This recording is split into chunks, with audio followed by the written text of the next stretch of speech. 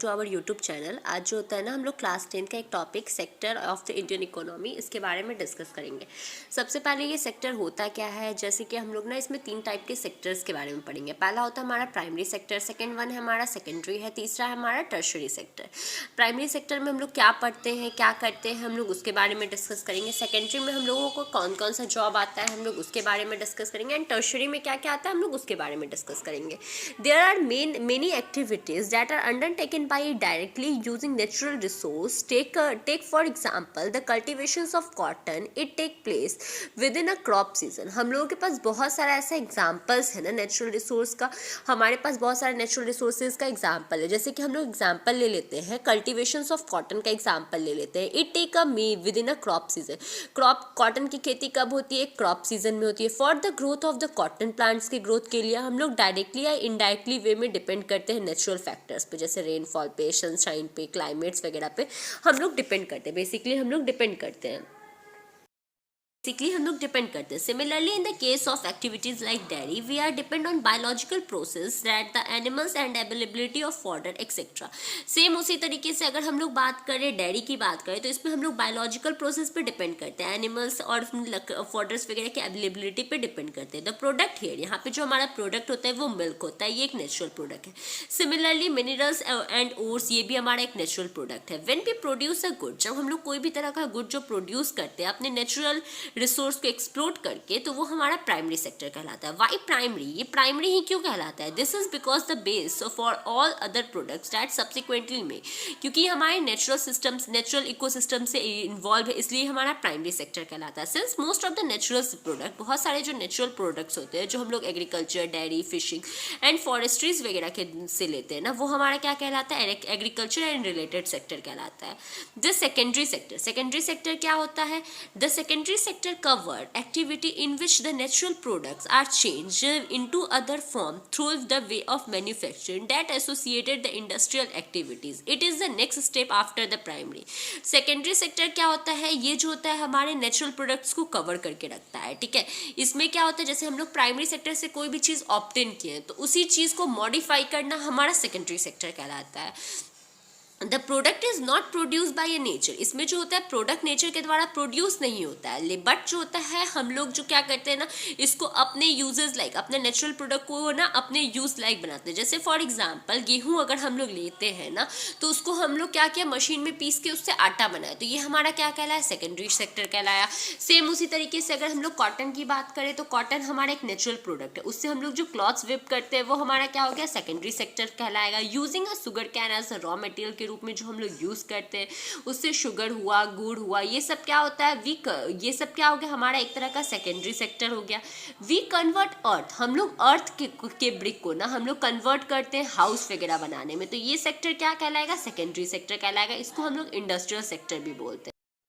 After primary and secondary sector के बाद तीसरा एक्टिविटीज जो रहता है वो हमारा किस में आता है? टर्शरी सेक्टर में आता है। And is different from above two, ये जो होता है प्राइमरी और सेकेंडरी से टोटली अलग होता है।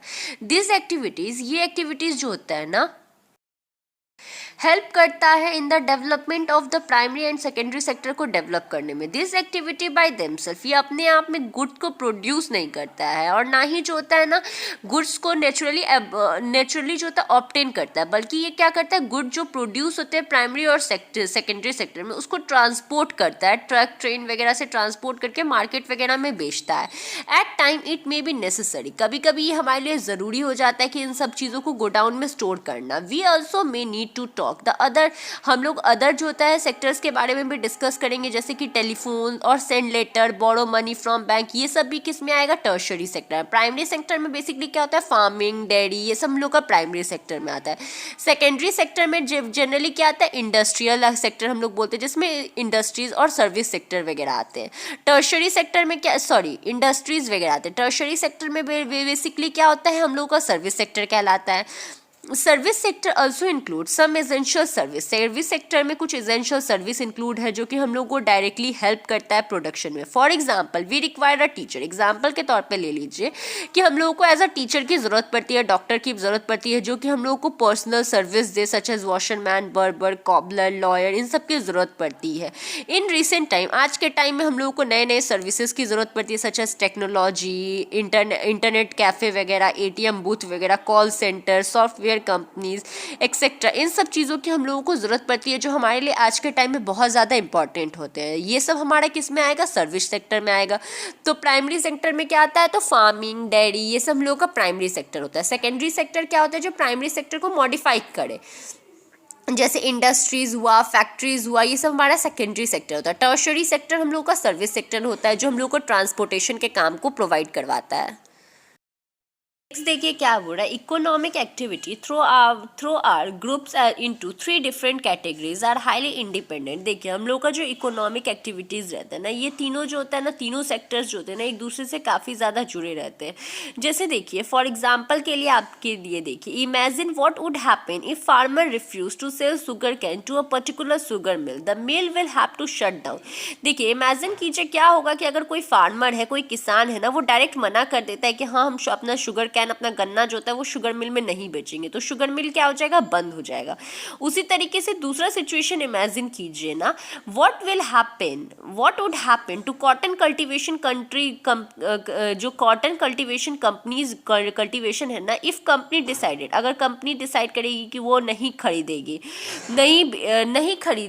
ठीक है, इंडियन मार्केट से, और इंपोर्ट करेगी कॉटन का, तो क्या होगा? हमारे कंट्रीज़ के जितने भी कॉटन होंगे वो सारे लॉस होने लगेंगे। उसी तरीके से अगर फार्मर जो होता है वो मेनी गुड्स बाय करते हैं, जैसे ट्रैक्टर, पंप सेट, इलेक्ट्रिसिटीज़ वगैरह ये करते हैं, अगर मानिए उनसे उनका प्रॉफिट नहीं हो रहा है तो क्या होगा? वो ये सारी चीज़ों को बाय नहीं करेंगे। तो सेम चीज़ बताया जा रहा है कि तीनों सेक्टर्स जो होते हैं ना, एक दूसरे से ना किसी तरीके से इंटरडिपेंड रहते हैं, मतलब तीनों सेक्टर जो होते हैं एक दूसरे से किसी ना किसी तरीके से जुड़े हुए रहते हैं।